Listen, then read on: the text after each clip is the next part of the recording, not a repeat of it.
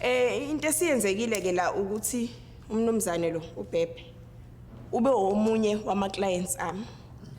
Leli business lami uyakwazi ukuthi ungithole ngocingo noma mhlawumbe uyifikele wena. Kusho ukuthi naye ke ungithole ngocingo. Uthe manje ngithola ngocingo ngezwe nje ukuthi ngisho izwi lakhe uyabona linokuheha imoya yethu inokuxhumana okuthize. Azafike ngempela ke uBhebhe ngempela lapha emsebenzini. Ayike mase ke siyawenza ke lo msebenzi osihlanganisile imoya yethu vele ixhumane ngolunye kohlobo sesiwenza umsebenzi.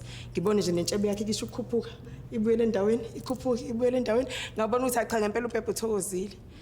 Kuthe mase kufanele ke akhokhe wase engizela nezindaba zokuthi nginawo mhlawumbe umshini wokuthi siswipe ngaxakeka ngoba phela mina ngisebenza ngocash.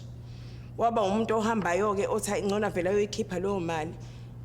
Hayi ke ngimlinde kuBhebhe, Bhebhe ubula, Bhebhe uyabuya, Bhebhe nangu lutho uBhebhe. Ngavela ngabona ukuthi phela akakwazi ukuthi umuntu ayitike ngebhizinisi lamahamba ngisho kanjalo sekuyi rape leyo. Hey, yeyizwa ke leyo nto.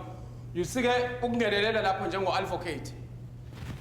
Mangabe ekhuluma ngendaba ye rap umculo enguthanda kakhulu. Ngiyawuthanda umculo we rap ngoba umculo abantu abazi ukuthi uqale eMelika.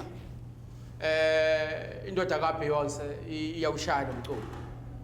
Ebese kuthi ke no Zulu Boy bayawushaya, oNyovesi bawushaya, nomfana wakhe. Yabona no ko. Bonke labantu ba umculo lo othandekayo. Kodwa isenzo esenziwe uNtshebe lo uPhutbe sibi kakhulu. Ngizocela ningambizi ngoBhe enkantolo nimbize ngegama lakhe liphelele uBhebhe. Okay.